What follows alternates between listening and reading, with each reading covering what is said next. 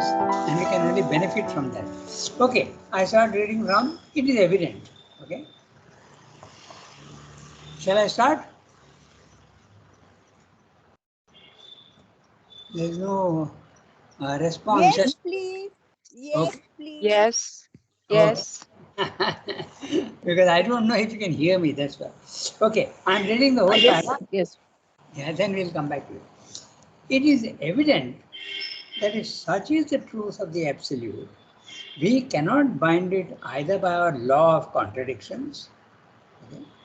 The law of contradiction belongs to the mental world. But when you go to the spiritual world, that law breaks down.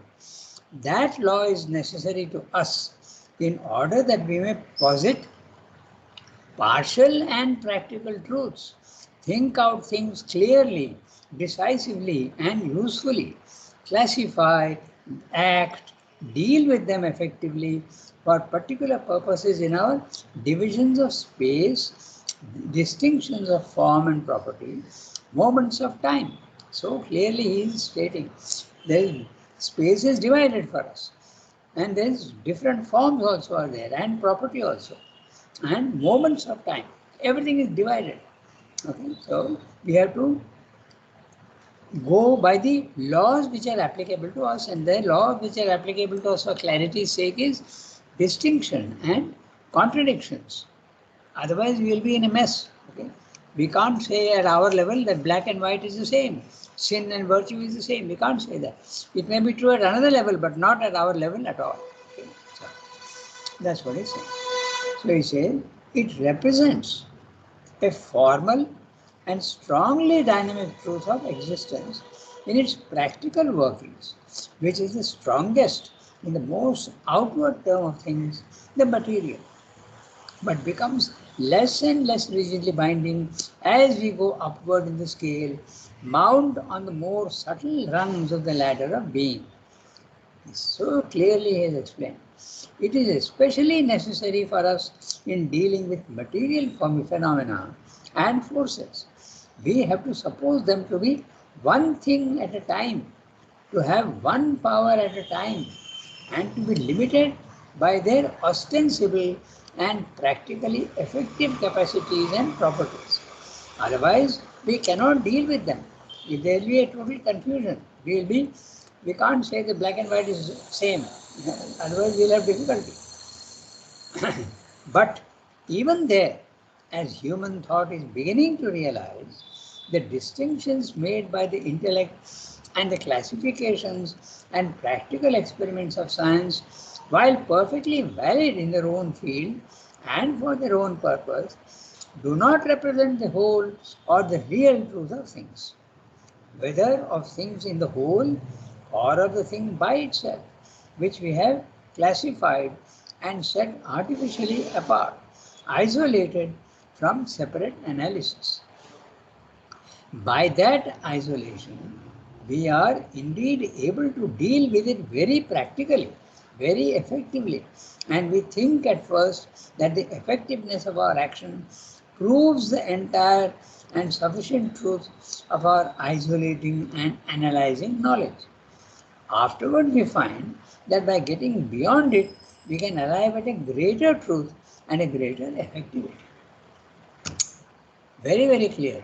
And it is so clear, in fact, that I am asking you, is it necessary to go through each sentence? If you want it, I'll do it. Okay? No, I think we have understood. Yeah, that's what I also think. So we'll go on to the next. But using a word isolation, that means to say, in the spiritual planes of consciousness, everything is one. But in the physical world, there is the one becomes the many. And when you are seeing the many, you can't confuse between two different things. Otherwise, if I am speaking to Yasmin, I may be thinking that I am speaking to Archanadi. if you think of oneness. So how can it be possible? So in the physical world, it is very practical. Swamdev is using the words very clearly, practical. Okay, and in the physical world, his language is so clear. Okay, you have to pay a lot of attention to the language. By that isolation, we are indeed able to deal with it very practically, very effectively. Our action will result in a very clear result. And we think at first, now that's we have to note, and we think at first that the effectiveness of our action proves the entire and sufficient truth of our isolating and analyzing knowledge. This is exactly what happens in science also. When science explains something, okay, at that level, it explains many things because you have certain data and you explain certain things and you see, wonderful, now I can use it practically, and you think that that's the ultimate truth. But a time comes when you see that, oh no, it's not absolute truth, there are exceptions. And then you have to go beyond your so-called conviction that what you are seeing is the truth. That is not the truth. So you realize that after a certain time. That's what he's saying here. By that isolation, we are indeed able to deal with it practically very effectively. And we think at first that the effectiveness of our action proves the entire and sufficient truth of our isolating and analyzing knowledge, which is not true. Afterwards, we find that by getting beyond it, we can arrive at a greater truth and a greater effectivity. Even the greater effectivity also, even your power increases as you go up. Okay. So, since it is so clear, we'll go on to the next. Okay. The isolation, I'll read the whole paragraph, then we'll come back to it. The isolation is certainly necessary for first knowledge. Note the word first knowledge, material knowledge. A diamond is a diamond, and a pearl, each thing of its own class, existing by its distinction from all others, each distinguished by its own form and properties. But each has also properties and elements which are common to both, and others which are common to material things in general. And in reality, each does not exist only by its distinctions, but much more essentially by that which is common to both. And we get back to the very basis and enduring truth of all material things only when we find that all are the same thing, one energy, one substance, or if you like, one universal motion which throws up, brings out, combines, realizes these different forms, these various properties, these fixed and harmonized potentialities of its own being. If we stop short at the knowledge of distinctions, we can deal only with diamond and pearl as they are. Fix their values, uses, varieties, make the best ordinary use and profit of them. But if we can get to the knowledge and control of their elements and the common properties of the class to which they belong, we may arrive at the power of making either a diamond or a pearl at our pleasure. Go farther still and master that which all material things are in their essence, and we may arrive even at the power of transmutation, which would give the greatest possible control over material nature. Thus, the knowledge of distinctions arrives at its greatest truth and effective use when we arrive at the deeper knowledge of that which reconciles distinctions in the unity behind all variations. That deeper knowledge does not deprive the other and more superficial of effectivity nor convict it of vanity. We cannot conclude from our ultimate material discovery that there is no original substance or matter, only energy manifesting substance or manifesting as substance. Okay. Manifesting substance or manifesting as substance. Interesting. We'll see what that means. That diamond and pearl are non-existent, unreal, only true to the illusion of our senses of perception and action, that the one substance, energy or motion is the sole eternal truth, and that therefore the best or only rational use of our science would be to dissolve diamond and pearl and everything else that we can dissolve into this one eternal and original reality and get done with their forms and properties forever. There is an essentiality of things, a commonality of things, an individuality of things. The commonality and individuality are true and eternal powers of the essentiality. that transcends them both. But the three together and not one by itself are the eternal terms of existence.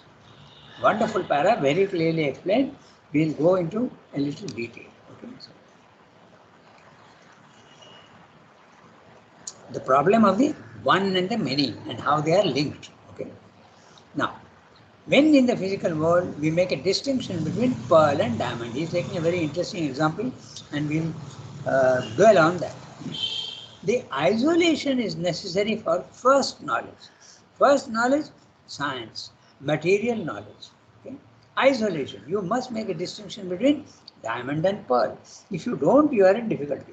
If you are a businessman, you will be in great difficulty. Because, of course, he has used diamond and pearl, both are valuable. But if you are a businessman, you deal with diamond and dust or sand, then you are in trouble. So, it is absolutely necessary to isolate the two, diamond and pearl. Okay. And diamond is a diamond and a pearl, each thing of its own class, existing by its distinction from all others. Okay. Each distinguished by its own form and properties. But each has also properties and elements which are common to both and others which are common to material things in general. Okay, so now let's look at what he's saying. He has used diamond and pearl, but I will use something more which we can very easily understand.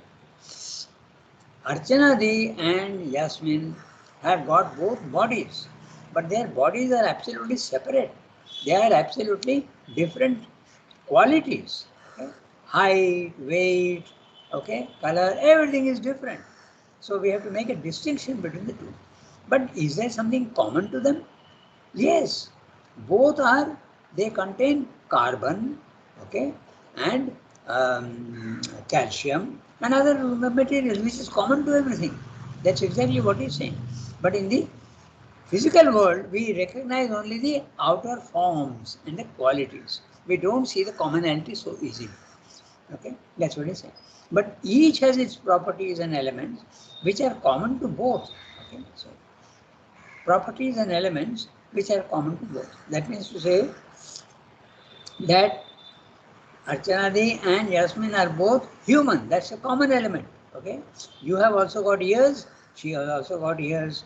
She has got eyes. You have also. That's a commonality. Okay, so but each has also properties and elements which are common to both. Both have got senses, and yet there is a difference. And others which are common to material things in general. So which is the second one? The first one, what he's talking about, each one has got common to both of them, senses, legs, hands, eyes. These are common to both of you. Okay? But now he is going one step further and he's saying, which are common to material things in general. Now a stone does not have eyes and legs, and so what is that which is common? Matter. Okay? You come down to calcium and carbon. And that is there in general matter. So see how is interesting sentence. So you have to understand exactly what he's saying. It's clear, no? But each are also properties and elements which are common to both. Exactly, just now we discussed that. Okay. So two things are there separate, and it is easier to see with the example I am giving because diamond and pearl are slightly more difficult. But both of you have got eyes, ears which are common to both of them. You have legs and she also has legs. You have hands, you have legs. So this is common to both. But both of you have got something common to the general, something else, common material things. And what is that? Matter. Okay. Calcium, carbon. Okay. So there are two levels. Okay. And in reality, each does not exist only by its distinctions. There you are now. He's saying, and each reality, and in reality, each does not exist only by its distinctions. You don't exist only by your eyes and your legs and your hands, okay? But much more essentially by that which is common to both, okay? That's the first level, okay? Both have got eyes, both have got legs and hands. And we get back to the very basis and enduring truth of all material things only when we find that all are the same thing. I said matter, but now he's saying one energy one substance. Substance is the matter, which is common to both. Or if you like, one universal motion which throws up, brings out, combines, realizes these different forms, these various properties. Now he's using a very interesting sentence. He's saying, or if you like, why? We spoke of matter being common to everything, but he's saying one energy. So science is admitting that energy and substance are the same. Matter is energy. So he's saying, if you like, instead of speaking about matter, you can speak about energy. Okay, that's what he's saying. One universal motion, that's the energy, which throws up, brings out, combines, realizes these different forms, these various properties, these fixed and harmonized potentialities of its own being. Okay? What this energy, one Shakti is creating, are only forms of its own being. Okay? Just like a poet brings out several poems, but they are all his own being, they are all common to his own being. Okay? Harmonized potentialities of his own being. They are harmonized, the potentiality is harmonized. But when it comes down and becomes a separate a separate thing, then it seems to be non-harmonized. Okay? So these fixed and harmonized potentialities of its own being. In the higher plane, they are harmonized, they are not opposites. But when they come down into the lower planes of consciousness, there doesn't seem to be any harmony. But if you rise to the higher level, you will see the harmony even in the lower. That's what is pointing out. If we stop short at the knowledge of distinctions, which is that our sense knowledge, if we stop short at the knowledge of distinctions, our sense knowledge which sees the many, okay? Knowledge of distinctions, seeing the many, seeing multiplicity without seeing the oneness. We can deal only with diamond and pearl as they are. We can fix their values, their uses, varieties, and make the best ordinary use and profit from them. But if we can get to the knowledge and control of their elements and their common properties, okay, of the class to which they belong, we may arrive at the power of making either a diamond or a pearl at our pleasure. I go back to the concept of alchemy. It started in the 14th or 15th century, that it should be possible to, the alchemy is the turning everything into gold. Okay, so theoretically it is possible because everything has got electrons. You either reduce or add electrons and bring it to the level where gold has got a certain fixed number of electrons. So it becomes gold. A stone can become gold, iron can become gold, but the process theoretically possible. But if you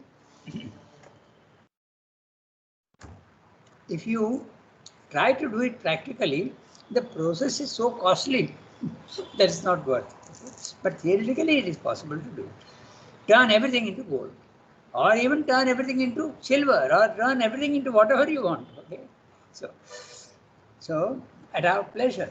Very clearly, he is saying that this is the concept of alchemy. Go farther still and master that which all material things are in their essence, and we may arrive even at the power of transmutation, which would give the greatest possible control of material nature. So, if you are going to the, and that's what yoga does, it goes to the root of everything. And when you go to the root of everything, you have the power of transmuting. That which is sin becomes virtue. That which is a negative thing can become positive. That which is a distortion can become the pure element that you are trying to do. That's why Sri Aurobindo says, no rejection, only transmutation. Purify the vital, make the body not what it is, but a divine substance. Make your mind not an instrument of ignorance, but an instrument of knowledge. Transmutation becomes possible if you go to the higher level, if you go to the knowledge of the essentialities. That's what he's saying. Not knowledge of distinctions, but knowledge of essentiality. If we go farther still and master that which all material things are in their essence, what is the essence of all material things? You go back to the concept of Sat. Sat, Chit, Shakti, Ananda. Okay? So everything is Sat. So if you go there and you have the power at the supramental level, at the level of Satchidananda, from that Sat substance, you can make whatever you want. Okay? That's what he's saying. If you have the power, go farther still and master that which all material things are in their essence, and we may arrive even at the power of transmutation, which would give the greatest possible control of material nature. Why is he saying we may arrive? We may arrive because in the spiritual planes of consciousness already that power is manifesting itself. You can do a lot of things with the spiritual power, but you can't change a diamond into a pearl unless you go to the supramental level. There it should be possible. Okay. Psychologically also these things are possible, and even the, I'll give you one instance, okay? It's psychological. There was a cat which was bitten by a scorpion. I think you know about it. And that cat was dying. Mother took that cat, okay, and put it in front of Sri Lanka. And the cat's eyes had got glazed and it was slowly sinking. Okay. And Sri Lanka looked at it. In 5 minutes' time, that cat started bounding with life and running away. So what is Sri Lanka doing? He's transmuting the possibility of death into life. So, at a psychological level. But at a physical level also it is possible, but more difficult. Not easy. And that's why physical level also you can transmute, but only from the highest level. That's why he's saying we may. Okay. So is very accurate with his words. Okay. He's saying we may arrive even at the power of transmutation, which would give the greatest possible control over material nature. To a certain extent, you can control material nature, but the greatest possible is only at the supramental level. I remind you that a yogi has got. Hello. Yes, tell me. Tell me. You know, the Divine Mother had the Chit Shakti. Yes. So even she could have cured the cat. Why did she take the cat to Sri Aurobindo? Oh. take it as a take it as a symbol of humility, spiritual humility. Let's fear to do it. Achha, by the way, you made one statement which I will slightly correct. You said that mother is also Chit Shakti. Okay? She is not Chit Shakti in the real sense of the word. She is only Shakti. Sriyamno is the Chit. Remember that. Okay? So, of course, she is consciousness also. But there is a slight distinction. So, your question is a very interesting one. Why she didn't do it herself? And in many cases, she has done it. Okay? But in this case, as I said, let Sriyamno do it. Isn't that a sign of a certain spiritual humility? Don't you think? Normal humility is different from spiritual humility. Yes. Pardon? Yes, I agree. Yeah. So it's an interesting question you raised, why she didn't do that. But she did that afterwards when Sriyamno was not there. She was doing so many things to so many people, no? She used to concentrate on them and give them things which they did not have earlier. And she would transform so many things in people. Of course, she was using her power. There's no doubt about it. I'll give you one instance I know because the person told me himself.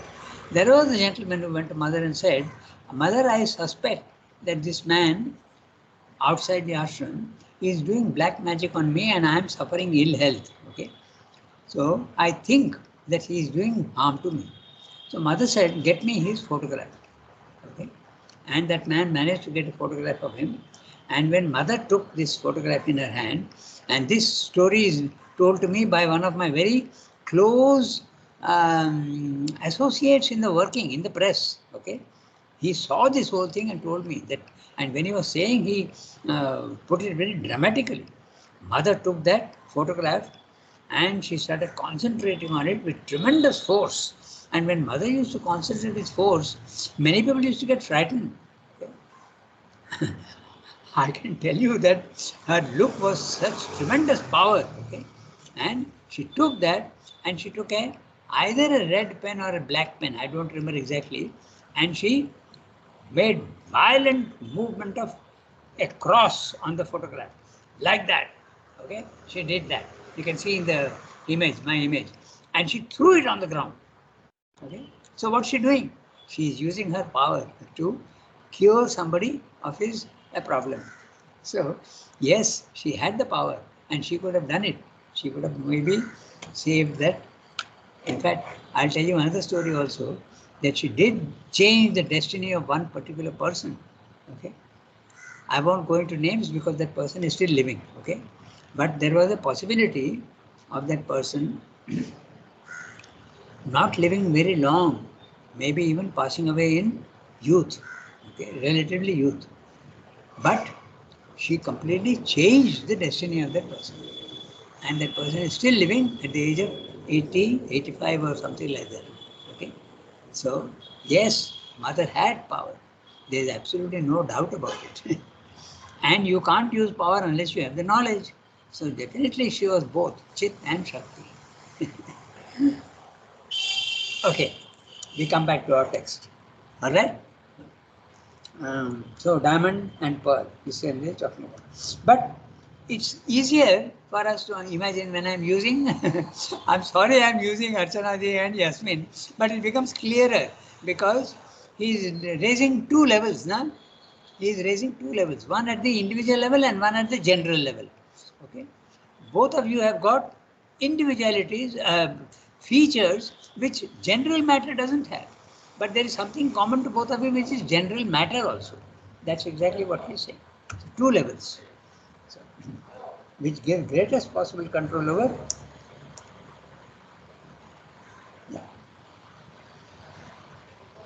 material nature. So,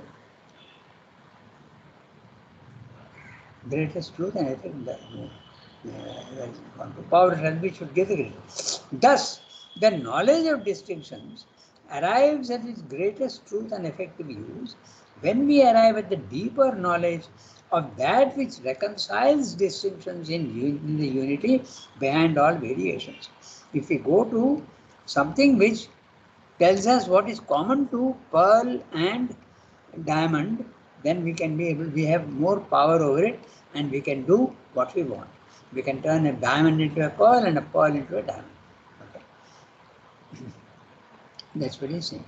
Now, when we go to the unity behind all beliefs, that deeper knowledge, which is spiritual knowledge, does not deprive the other and more superficial of effectivity, nor convict it of vanity. The use of the word vanity means uselessness. Okay, it is when you get spiritual knowledge, it does not cancel the physical knowledge. That's what he's saying. That deeper knowledge does not deprive the other, the physical knowledge, and more superficial of effectivity, nor convict it of vanity. Now, what he's going to say is very interesting because he's going to apply that to the ascetic, and that's what the ascetic is doing. He is rejecting the physical world. He doesn't want, but Sridhar is saying, no, it's not necessary to reject at all. You can actually have more power in the physical world when you go to the higher levels of consciousness. Neither is it you are deprived of effectivity, nor is it useless. Okay? The ascetic is saying it is useless. I can't change anything with my power permanently. I can't change my body. I can't change falsehood. I can't change greed. I can't do all these things. So they're saying, yes, you can. It may take time. It is more difficult, but it is possible. That's the difference between that. Okay? We cannot conclude from our ultimate material discovery that there is no original substance of matter. When we are looking at matter, you cannot conclude, he is saying, from our ultimate material discovery that there is no original substance of matter. Only energy manifesting substance or manifesting as substance. Now that's interesting. First of all, he's saying energy is manifesting substance or energy itself is becoming substance. That's the difference. No? Energy manifesting substance. Energy remains the same and is producing something outside itself, manifesting substance.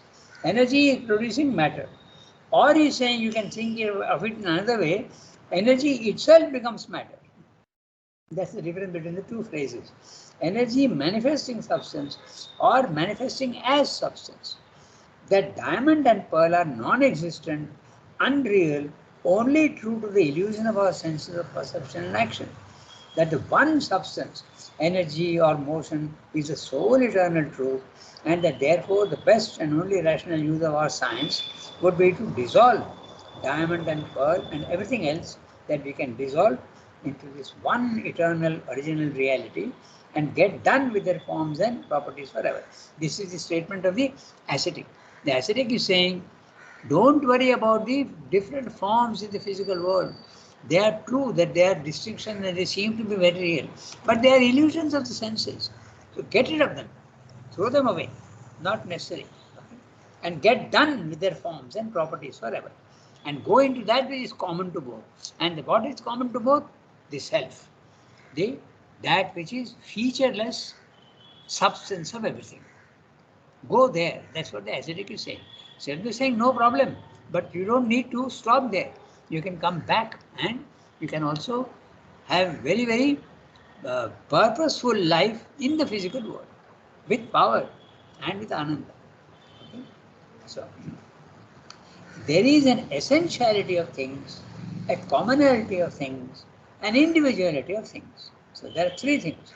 The essentiality of things is the supramental, if you want, or the source of everything. That's the essentiality of things, Satchidananda. A commonality of things.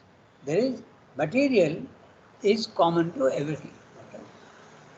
There's an essentiality of things, a commonality, and an individuality of things. The three levels here. Essentiality, the transcendent.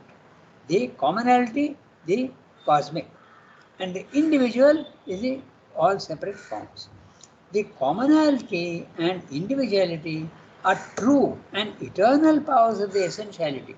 What he's saying is the transcendent does produce the cosmos and the individual, and both are true. It is not that they are untrue like the ascetic is saying. Okay? They seem to be shadow forms, but behind the shadow there is the reality hiding behind the shadow, behind the form. Okay? There is an essentiality of things, a commonality of things, and individuality of things. The commonality and individuality are true, but the ascetic is saying they are not true. Okay? That's what he's saying, are true. When I do that, I make a mistake. Just 1 second. I lose my page. I make a mistake. I have to hit the, yeah. Now I am in the right place. Okay, so.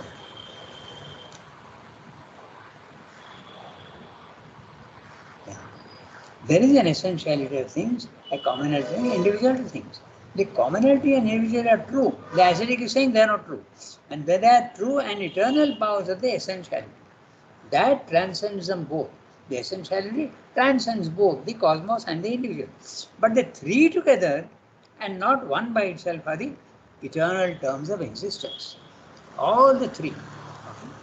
The transcendent outside the universe which is creating the individuals, all are to be understood. That's why this is philosophy.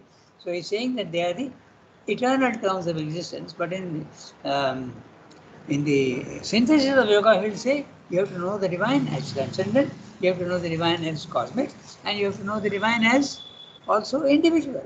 Okay? So the idea is the same. Okay? So we still have about nearly 10 minutes. So we can read one more, no?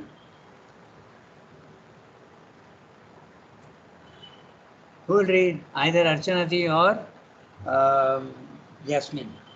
One of you read this truth. Shall I read? Yes, please go ahead. This truth.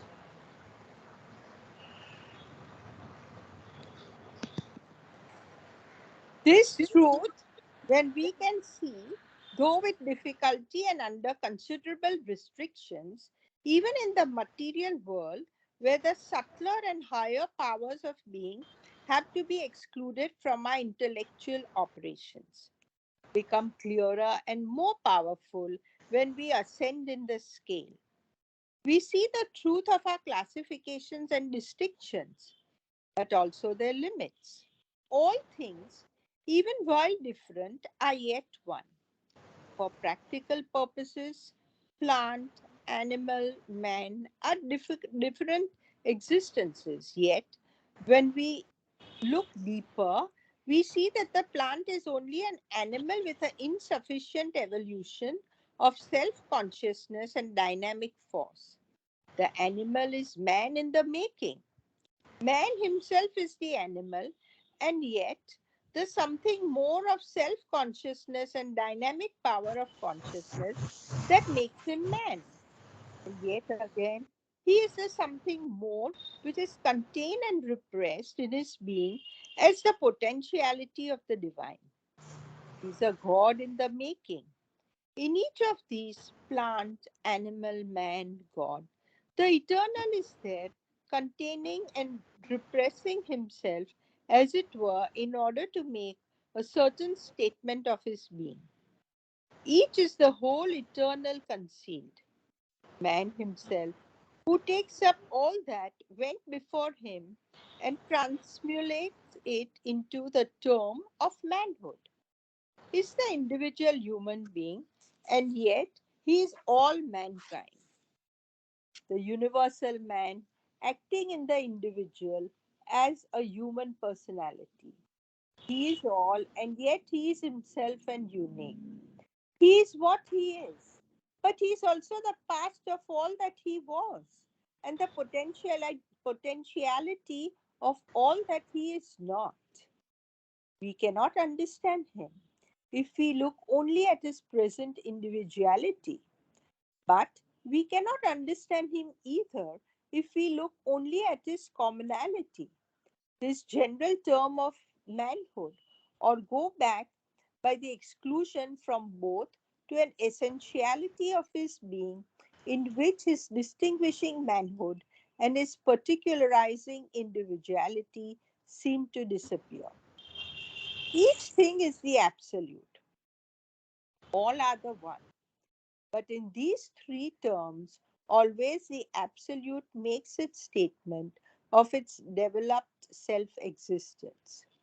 We are not, because of the essential unity, compelled to say that all God's various actions and workings are vain, worthless, unreal, phenomenal, illusionary, and that the best and only rational or super rational views we can make of our knowledge is to get away from them, dissolve our cosmic and individual existence into the essential being, and get rid of all becoming as a futility forever. Biggish para, and I don't think we got only 3 minutes left, so we can't do this para today, but we'll do it next time. We read it, and we'll do next time. We'll make a note of that on our chat. Yeah? But basically, what he's saying is that you must not think that the one is the only reality. Like the ascetic is saying, you must not think like the materialist that the many are only the reality. There is no God, there is no subtlety. Okay, you don't make that mistake. Both are necessary for the complete understanding of existence and of God and yourself. You have to understand that both are existing. That's basically what he's saying. So the ascetic is wrong and the materialist is wrong. That's why the first two chapters of Life Divine, okay, the wrong views of the ascetic and the spiritual man, and wrong views of the materialist. They are right in a certain way and they are wrong in a certain way. And Srila is combining, rejecting their wrongs and affirming their rights.